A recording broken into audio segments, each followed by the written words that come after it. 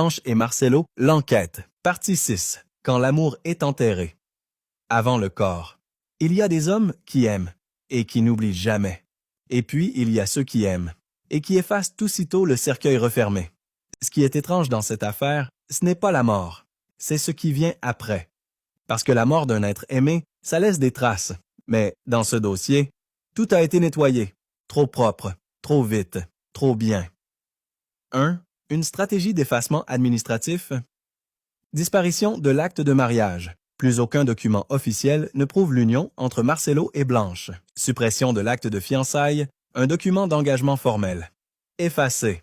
Par hasard, peu probable. Nom de jeune fille utilisé sur le certificat de décès. Aucun lien conjugal mentionné. Blanche est déclarée comme si elle n'avait jamais été mariée.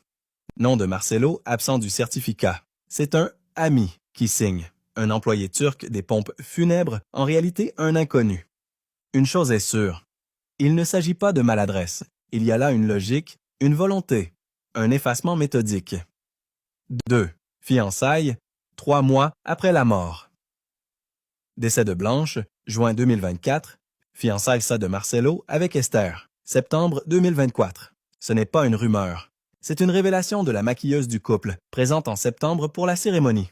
Ce n'est qu'en juillet 2025, lors du mariage officiel, que cette précieuse chronologie sera confirmée. Un veuf sincèrement éploré se précipite-t-il dans une nouvelle histoire d'amour? À peine 3 mois après la mort de son épouse? Extrait d'interrogatoire. Scène fictive mais plausible.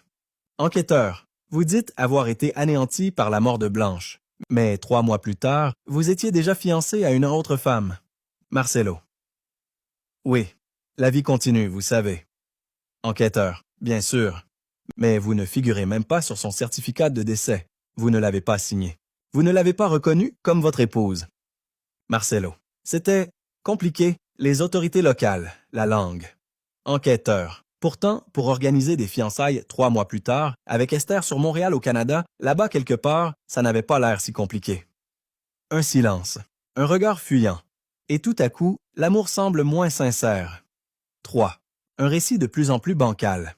Quand un homme perd une femme qu'il dit aimer de tout son cœur, il ne passe pas à autre chose comme s'il s'agissait d'une rupture de contrat. Et pourtant, tout ici semble froid, rapide, organisé. Pas de deuil visible, pas d'enquête, pas d'autopsie.